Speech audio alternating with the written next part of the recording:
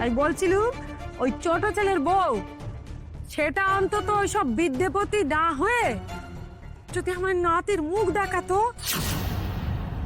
তবে আমার অনেক বেশি বেশি গব্য হতো।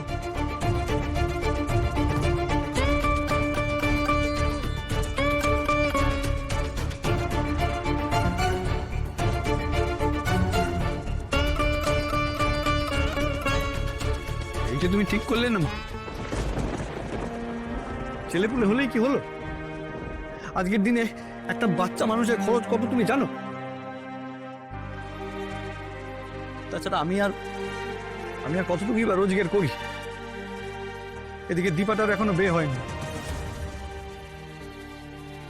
সবার কথা ভেবেই আমরা এখন ওসব ভেবে উঠতে পারি না। থামো বাপু থামো, তুমি আর তোমার ছোট ভাইজির মতন বইয়ের কথা কইতে এসো না তো। না, আমাদের এই গ্রামগঞ্জের ঘরে ছেলে পুলে হয়ে আর মানুষ তো হচ্ছে না। আর এই যে আমার ছোট সুপুত্তু, তোমাকেও বলি তুমি ওই আশায় বসে থাকো যে তোমার বউ ডাক্তার হয়ে তোমার কাছে আবার ফিরে আসবে।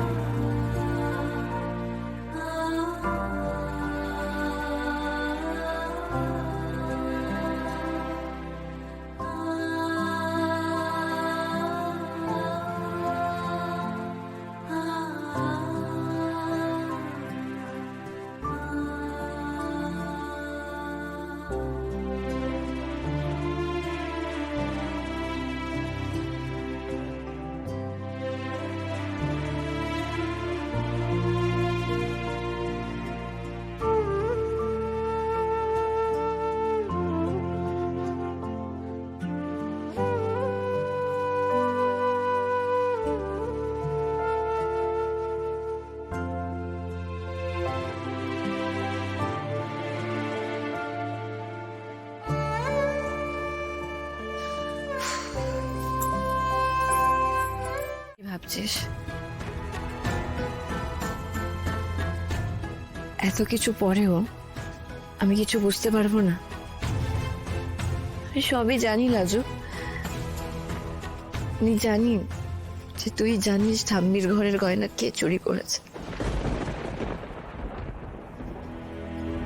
তুই এটাও খুব ভালো করে জানিস যে আমি কোন পরিস্থিতিতে পড়ে কোন চাপে পড়ে কাজটা করতে বাধ্য হয়েছি।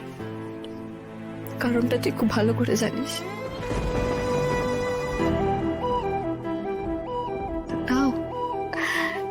তাও তুই চুপ করেছিলিস লাজু, সবার কাছে মিথ্যে কথা বলে গেছিস আমাকে বাঁচানোর জন্য। নিজের থেকে ওঠা আঙুলগুলো কোনোদিনও নামাতে চাসনি তুই।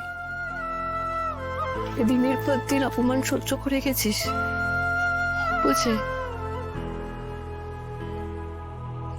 অনুগত দিদি, এখন এসব কথা ছাড়ানো। জানিস তো অনুভবও করেনি আমার জন্য তুই যেটা আমার জন্য করেছিস।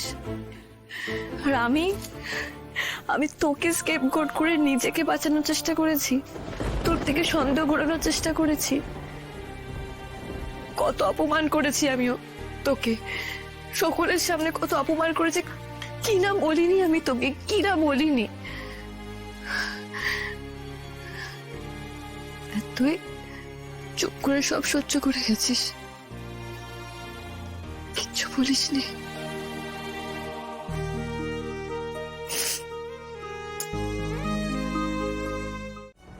আমি তো অশান্তির মূল কারণ লাজু।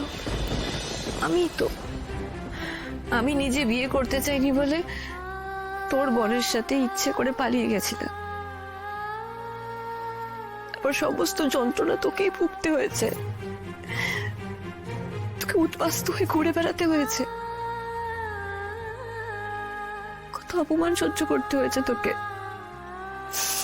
কত কথা শুনতে হয়েছে